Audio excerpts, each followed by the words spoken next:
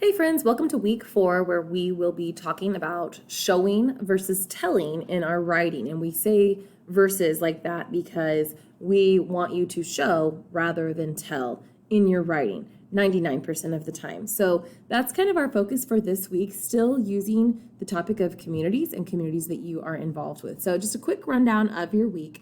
This page, Introduction to Showing versus Telling, gives you just a general idea of what we're talking about when we say showing versus telling.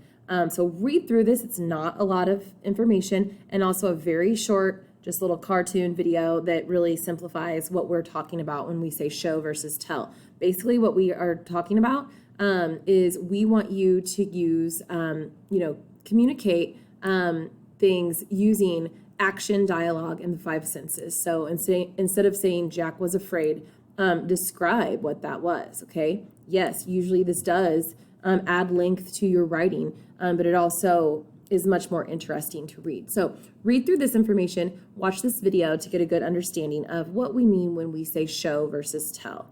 Next up, you will be finding an example of showing from your independent reading. So your book that you are reading is written by a published author, so this shouldn't be too difficult, but we just want to, again, kind of incorporate your independent reading book in some ways throughout the semester. So I just want you to find a passage from your book, 2 to 5 sentences, and simply type it out in this discussion board, okay? So I want to see that you can identify showing versus telling.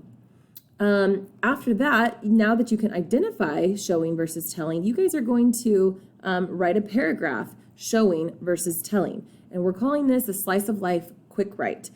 In the end of Unit 1, you will write a slice of life essay. And so we want to kind of just wrap your mind around this idea of what a slice of life is. And it is exactly kind of what it sounds like. If your life were a pie, we want to see just what a slice of that is. So for this assignment, click in here.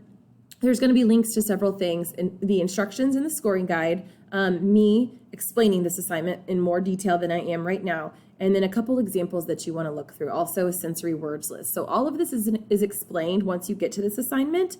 And for this assignment, you will just open a blank Google Doc to type your paragraph in and attach it to this assignment. Again, more of that is explained in detail in those links there. After that, your digital notebook entry this week is pretty simple. I want you to upload a picture this week. So you can take a picture using your Chromebook, however you want to do that.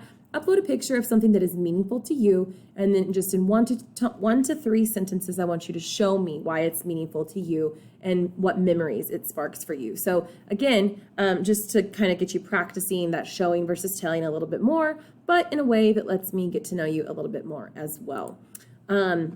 After your digital notebook entry, we kind of change gears and we start talking about plagiarism. This is something that you will do every year. And so it's not like super related to our curriculum at the moment, but it is kind of an additional thing that we want to be aware of and get you guys familiar with. So hop in this folder, watch my overview. I have a video overview of that. And then you have a tutorial with a note sheet and the quiz. And I explain all of that in greater detail in that folder. And then as always, just a little recap of the week so you can kind of have your checklist, what you need to turn in.